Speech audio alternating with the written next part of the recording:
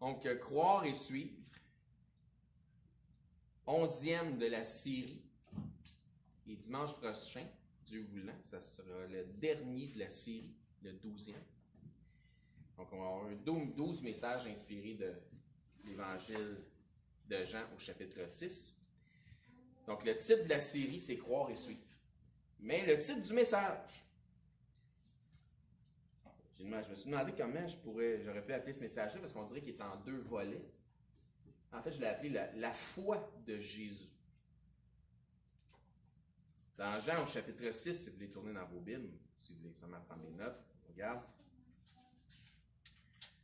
Verset 48, le Seigneur dit, c'est un peu là qu'on a arrêté la dernière fois selon les 2 derniers messages, le Seigneur dit, « Je suis le pain de vie. Vos pères ont mangé la manne dans le désert et ils sont morts. C'est ici le pain qui descend du ciel, afin que celui qui en mange ne meure point.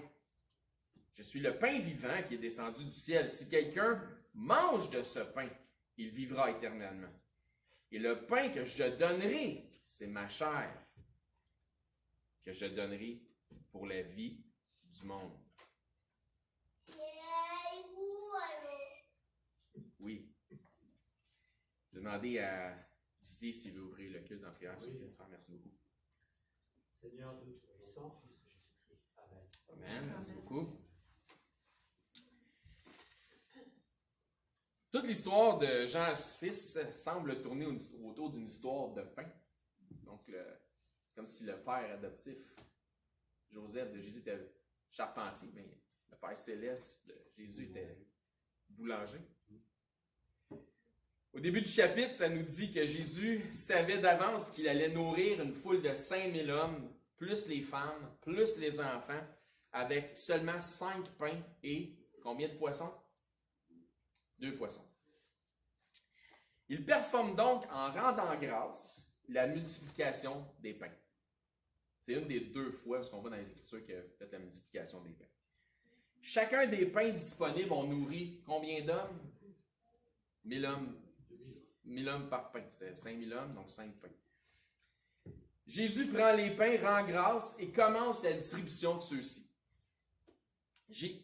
Que signifie le fait que Jésus a rendu grâce avant de distribuer les pains? Ça signifie que bien qu'il y avait 5000 hommes, plus les femmes, plus les enfants, seulement 5 pains, Jésus n'a pas regardé aux limites avec la vue telle ses disciples.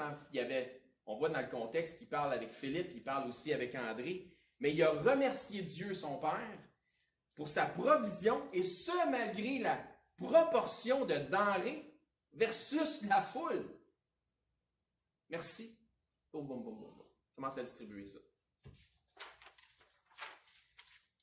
Rendre grâce dans cette condition, après avoir divisé la foule en groupes, après les avoir fait asseoir en rangée par terre, etc., déjà d'engendrer un processus, soyez-vous, faites-le asseoir en rangée, tu as 5 pains, tu as 2 poissons.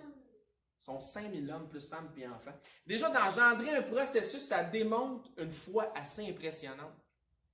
Jésus a rendu grâce avec la ferme assurance que malgré toutes les apparences, 5 pains, 2 poissons, que tous pourraient manger avec satiété. D'un autre côté, positionnez-vous dans la peau de ses disciples qui sont en train de l'aider à faire asseoir la foule. Ou imaginez-vous être de ceux de la foule, puis là, on vous demande de vous asseoir en rangée, puis vous ne savez pas trop pourquoi.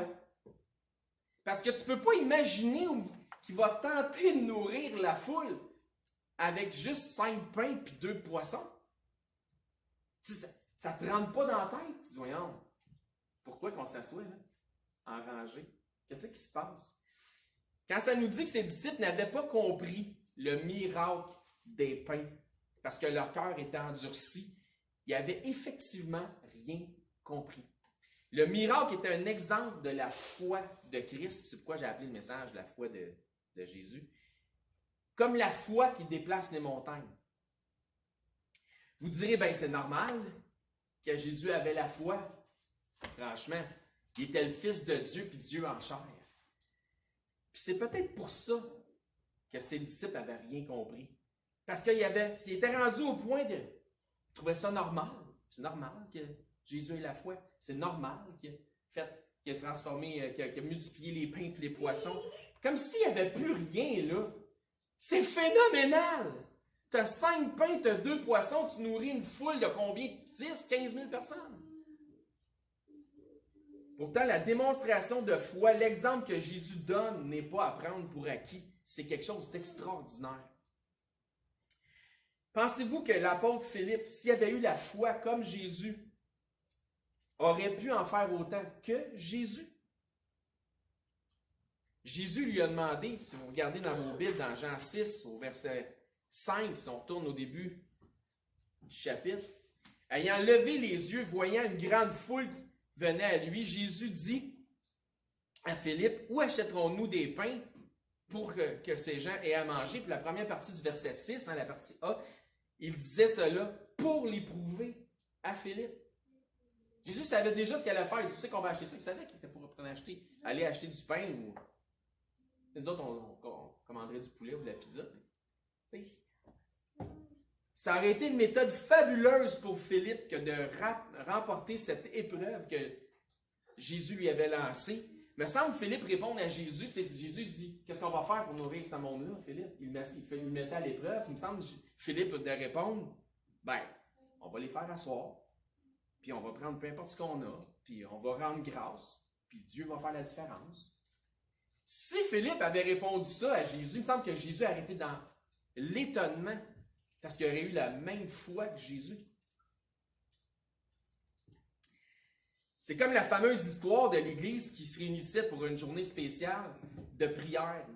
Et le pasteur avait commencé à appeler, puis les diacres, puis tout, il avait commencé à appeler dans les gens de l'Assemblée, puis les membres, puis il faudrait qu'on se réunisse ensemble, il y a une sécheresse, puis on va aller à l'Église ensemble, puis on va prier le Seigneur ensemble pour que la sécheresse arrête, puis que le Seigneur puisse sauver nos récoltes, parce que c'est notre gagne-pain, puis on se nourrit de ces choses-là. Ils font une soirée de prière, à 7 heures, tout le monde est là, prie ensemble, en groupe, le pasteur prie, le monde retourne chez eux, le soir, il se passe toujours pas de pluie pendant la nuit, le lendemain, il avait dit au départ, il dit, si il n'y a pas encore de pluie, demain on va revenir encore à 7 heures, se réunir ensemble. Fait que le lendemain, tout le monde revient à l'église pour une réunion de prière, encore une fois, pour prier le Seigneur pour de la pluie, puis à cause de la sécheresse, puis ils prient ensemble, ils prient en groupe, puis là, le pasteur il dit à la fin, écoutez, si le Seigneur ne nous exauce pas encore, moi je vais jeûner, puis demain on va se réunir encore ensemble s'il n'y a pas eu de pluie, puis on va encore prier ensemble. S'il y en a qui veulent jeûner avec moi, je vous invite à jeûner avec moi, toujours pas de pluie pendant la nuit, puis ils s'apprêtent vers 6 heures à préparer pour aller à l'église pour 7 heures pour la réunion de prière, pour prier, supplier le Seigneur encore qu'il y ait de la pluie pour sauver les récoltes. Puis là, tu as l'enfant de 9 ans du pasteur qui dit, papa, j'ai une question. Oui. On va encore à l'église aujourd'hui? Oui, parce que le Seigneur va supplier le Seigneur, mon fils, puis papa, il a jeûné parce qu'il n'y a pas eu de pluie. Oui, mais papa, c'est toi le pasteur, mais peut-être que tu peux répondre parce que je me pose une question. Si on va à l'église puis on prie le Seigneur pour de la pluie, pourquoi on n'amène pas nos parapluies?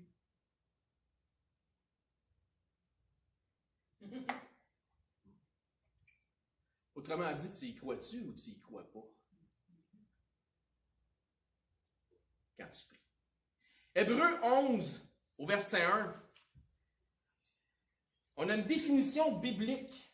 On va avoir une définition dictionnaire, mais on a une définition biblique de la foi qui est là. Puis j'aime la définition que Dieu nous donne. Il nous dit, « la foi est une ferme assurance des choses qu'on espère, une démonstration de celles qu'on ne voit pas. » Tu y crois-tu ou tu y crois pas? Quand tu vas à l'église prier pour de la pluie, t'es mieux d'apporter ton parapluie. La foi, c'est de croire comme si c'était, je vais essayer de dire ça, que ça fasse du sens. La foi, c'est de croire comme si c'était prévu avec certitude que la chose, est comme si c'était déjà arrivé. On dirait que je mélange mes temps de verbe, puis je ne sais pas si ça sonne bizarre, mais dans Marc, au chapitre 11, on était dans Hébreux 11, on est dans Marc 11, au verset 22. On va lire 22 à 24, simplement. Jésus prit la parole et leur dit, ayez foi en Dieu. On parle encore de la foi.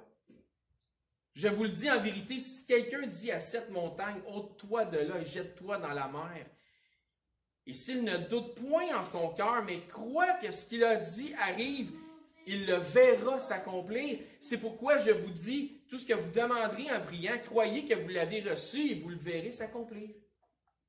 On va relire ça encore une fois. Puis vous allez vous rendre compte que si j'ai mélangé mes temps de verbe, je ne suis pas certain d'avoir bien fait ça, mais je ne suis pas tout seul à mélanger mes temps de verbe. Dans Marc 11, 22, Jésus prit la parole et il leur dit « Ayez foi en Dieu ». Encore une fois, ça nous parle de la foi. Jésus dit en vérité, si quelqu'un dit à cette montagne, ôte-toi de là et jette-toi dans la mer, s'il ne doute point en son cœur, mais croit que ce qu'il dit arrive. Arrive. Le verbe est au. Il croit que ce qu'il dit arrive, le verbe est au présent. On est d'accord? Il le verra. Le verbe est au futur. S'accomplir. C'est pourquoi je vous dis, tout ce que vous demanderez en priant, croyez. Le verbe est au présent. Croyez que vous l'avez reçu. Que vous l'avez reçu. Le verbe est au passé composé. Et vous le verrez futur arriver. Je ne suis pas tout seul à mélanger mes temps de verbe finalement. La foi défie toutes les limites du temps passé, présent, futur. La vue regarde aux limites. La foi regarde aux possibilités qu'offre ce qui semble impossible. Jésus dit toujours dans Marc 9, 23, il dit « Tout est possible à celui qui croit ».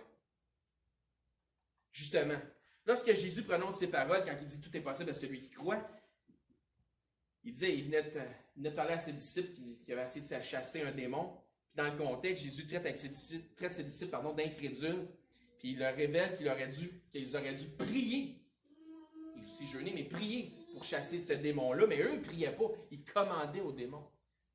Mais Jésus leur avait donné le pouvoir de chasser les démons, mais il avait oublié d'où venait la source du pouvoir. Pas besoin de prier, on est capable, on a les capacités. Les démons nous obéissent. On est autosuffisant dans ce sens-là. Voyez-vous maintenant toute l'importance de l'exemple de l'acte de foi que Jésus a donné lorsqu'il a rendu grâce avant de faire la distribution. Parce que s'il y en avait un qui pouvait bien dire « je suis autosuffisant », ben c'était bien Jésus. La prière de la foi change les choses. Si tu vas à l'église, prier pour de la pluie, amène ton parapluie. Dieu connaît nos besoins. Ton imperméable? Ouais. Ok, Dieu connaît nos besoins avant qu'on lui demande, mais il nous dit quand même de lui demander ce qu'on a de besoin. Dans Philippiens 4,6, vous connaissez probablement le passage, ça dit « Ne vous inquiétez de rien, mais en toute chose, faites connaître vos besoins à Dieu par des prières, des supplications, avec des actions de grâce. » La partie importante sur laquelle je vais mettre l'emphase ici, c'est avec action de grâce. C'est quoi une action de grâce? Tu sais, quand t'es enfant, t'es un enfant, tes parents t'élèvent. Ils disent, ben oui, mais dis merci. Là. Dire merci, c'est remercier. Okay. C'est ça, des actions de grâce. Jésus a rendu grâce avant la distribution des pains. Un autre bon exemple de notre Sauveur, c'est la résurrection de Lazare. Ça aussi, c'est un acte de foi assez incroyable. Il a ressuscité un mort. Qui était mort, embaumé. Là, je veux dire qu'il faisait une couple de temps qu'il était dans le tombeau. Jean 10, toujours dans l'Évangile de Jean, verset 41. Donc, ils ôtèrent donc la pierre du sépulcre. Et Jésus levant les yeux en haut, là, il lève les yeux et il regarde au ciel. Tu sais, des fois, on prie comme ça, mais lui, il priait comme ça, en regardant dans le ciel. Il dit, Père, je te rends grâce que tu m'as exaucé, passé composé. C'est déjà fait. Pour moi, je savais, passé, que tu m'exauces, présent, toujours. Mais j'ai parlé à cause de la foule qui m'entoure afin qu'ils croient que c'est toi qui m'as envoyé. Et ayant dit cela, il cria d'une voix forte, « Lazare, sors! » On connaît le reste de l'histoire. Lazare il est sorti vivant du tombeau. Ressuscité. Hébreux 11.1, or la foi est une ferme assurance des choses qu'on espère, une démonstration de celles qu'on ne voit pas. C'est comme si c'était déjà fait. On pourrait arrêter le message ici, puis on en aurait pour la semaine à mettre ça en pratique. Quand on parle de ne pas être des auditeurs oublieux, mettre la parole en pratique. Si le message, comme je disais, qui est un petit peu comme en 2 volets, mais ce serait le volet sur la foi de Jésus, donc d'où le titre du message. Comme ça fait juste 15 minutes que je prêche, je vais continuer. Continuons donc sur le 2e volet que je mets de l'emphase sur que Jésus dit lorsqu'il dit que je suis le pain de vie. Dans notre texte d'ouverture, Jésus dit « Je suis le pain de vie ». La conversation et les images offertes dans ce texte tournent beaucoup autour du pain. C'est pas pour rien que Jésus a multiplié les pains. Donc, ce miracle mène tout droit à ce que Jésus leur annonce ici. Donc, le fait qu'il a multiplié les pains, Jésus savait qu'il allait nourrir la foule, il savait déjà ce qu'il allait faire, il savait déjà ce qui allait se passer dans le futur. Donc, il savait qu'en nous, les nourrissant de pain, il reviendrait pour avoir un lunch gratuit. Puis là, il parlerait de pain encore, puis il parlerait de la manne, puis la manne mènerait au fait qu'il va dire non, je suis le vrai pain descendu du ciel. Donc, toutes ces choses-là, c'est comme un engrenage. Ça déboule par la suite. Je suis le pain de vie. Cette déclaration s'associe certainement avec les autres affirmations puissantes que Jésus déclare en disant je suis. Je suis le bon berger. Je suis la porte de la bergerie. Je suis le chemin. Je suis la vérité. Je suis la vie. Je suis la résurrection. Il dit à la Samaritaine, je suis le Messie, moi qui te parle. Il dit à Ponce Pilate, tu le dis, je suis roi. Et avant qu'Abraham fût, je suis, faisant référence au grand je suis, the great I am, comme on entend souvent en anglais, qui a parlé à Moïse au buisson ardent. Donc, qui a parlé à Moïse dans le buisson ardent? Jésus. Il leur dit dans notre texte, un puissant je suis, il le dit 2 fois plutôt qu'une, il dit, je suis le pain de vie, au verset 35 de Jean 6, Jésus leur dit, je suis le pain de vie, celui qui vient à moi n'aura jamais faim. Bon, on est tous nés à Jésus, puis on mange encore. Mais il parle de choses spirituelles ici. Et celui qui croit en moi n'aura jamais soif. Verset 48, il répète, je suis le pain de vie. Verset 51, je suis le pain vivant. C'est encore la même chose, qui est descendu du ciel. Si quelqu'un mange de ce pain, il vivra éternellement. Et le pain que je donnerai, c'est ma chair que je donnerai pour la vie du monde. On voit vraiment que Jésus décide délibérément de faire en sorte que le sujet du pain s'escalade. C'est délibéré son affaire. Il part de pain physique, comme j'ai dit, les fameux 5 pains, de quelle sort une substance qui défie justement les lois de la physique. Ce n'est même plus à cause des miracles que j'ai faits que vous cherchez, mais à cause que vous avez été rassasiés. La référence est dans le chapitre 6 au verset 26. Ensuite, au verset 31-32, il y a une allusion qui est faite avec la manne, qui est considérée comme le pain de Dieu, que Dieu a fait descendre du ciel pendant 40 ans dans le désert sous le leadership de Moïse. Jésus accentue la conversation en parlant du vrai pain du ciel qui donne la vie au monde, faisant en sorte que la manne au désert ne soit que l'ombre de celui qui devait venir. Ils lui disent, donne-nous toujours de ce pain. Je pense qu'ils n'avaient pas compris parce que Jésus, à partir de là, il accentue encore plus la conversation puisqu'ils ont demandé du fameux pain dont Jésus parle. Quand Jésus leur parle du pain qui est mieux que la manne, ils disent, donne-nous toujours de ce pain, faisant allusion à lui-même. Puis il va s'assurer que les autres ils comprennent bien ce qu'ils demandent quand ils ont dit, donne-nous toujours de ce pain. Dans Jean 6, 34, ils lui disent, Seigneur, donne-nous toujours de ce pain. OK. Mais je vais vous expliquer à quoi je fais référence. Jésus leur dit au verset 35, je suis le pain de vie, celui qui vient à moi n'aura jamais faim, et celui qui croit en moi n'aura jamais soif. Un peu comme il l'a dit à la femme samaritaine au puits de Jacob dans Jean au chapitre 4, celui qui boira de l'eau que je lui donnerai n'aura jamais soif. Sur ce, les Juifs ont commencé leur médisance en murmurant sur le fait qu'il avait dit, je suis le pain qui est descendu du ciel, verset 41.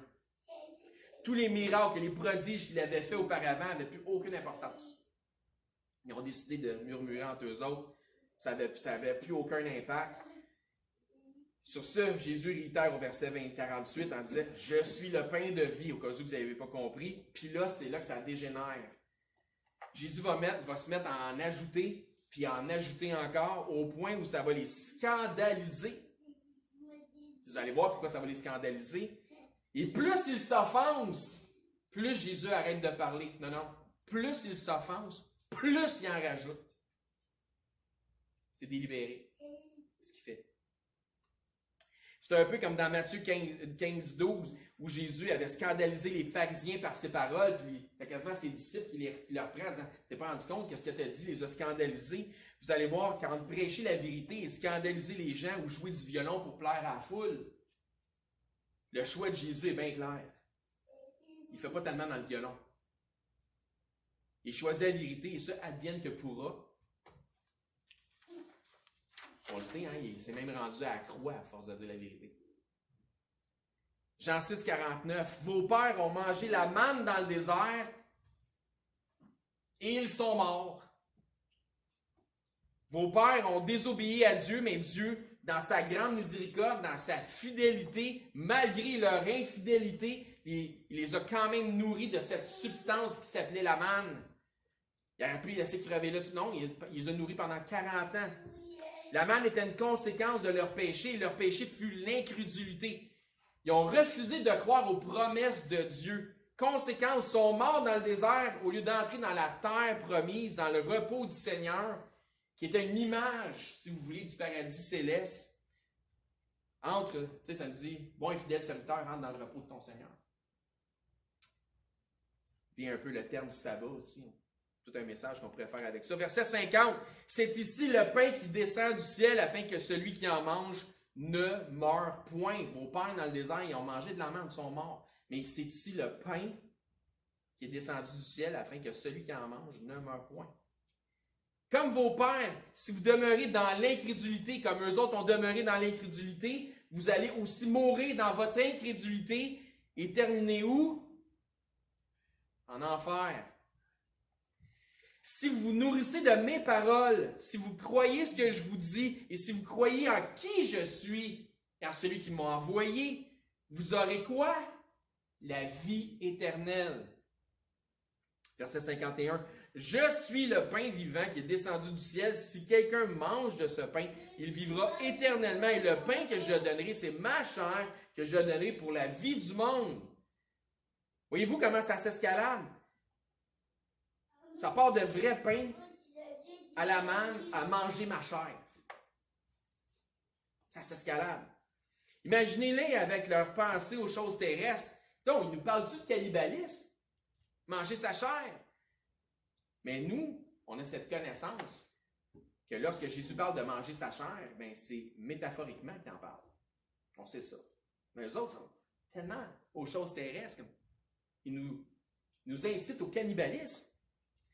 Il s'agit d'une sorte de parabole quand Jésus dit « manger ma chair », etc.